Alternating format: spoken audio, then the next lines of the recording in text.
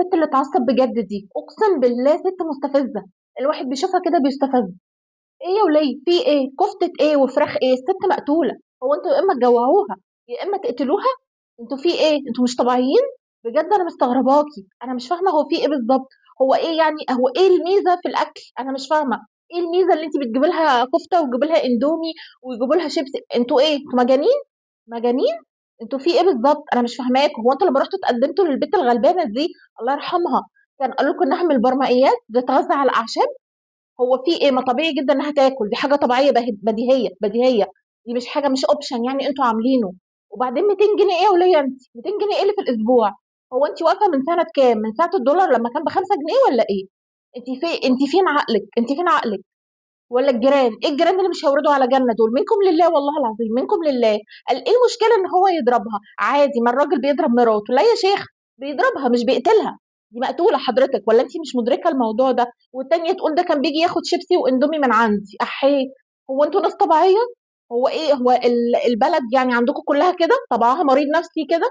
انتوا في ايه بالظبط؟ انا مش قادره افهمكم والله العظيم. ولا اهلها والله العظيم بجد حسبي الله ونعم الوكيل فيهم. بنتكم تجيلكم مره واثنين وثلاثه مضروبه ومتبهدله وترجعوها تاني؟ ده ايه الجوازه المنيله ب 60 نيله دي؟ مبسوطين دلوقتي؟ مبسوطين بجوزة بنتكم؟ انتوا بتفكروا ازاي؟ انتوا ازاي كده؟ انا مش فاهمه. الست دي معصباني يا جدعان، والله العظيم معصباني. الست دي المفروض هي اللي تدخل جوه وابنها هو اللي يطلع، لان انت سبب الوفاه في كل حاجه. انت ست مش طبيعيه، ربنا يعينك على حالك.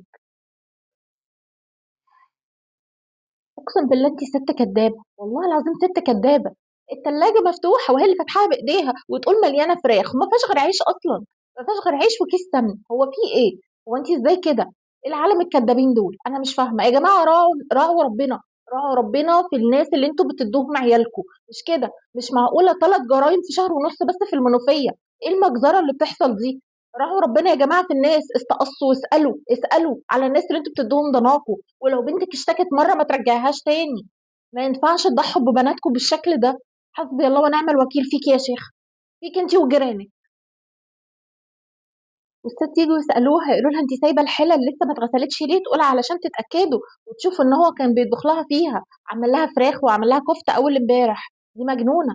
مجنونه اقسم بالله. دي فيها حاجه في دماغها مش طبيعيه.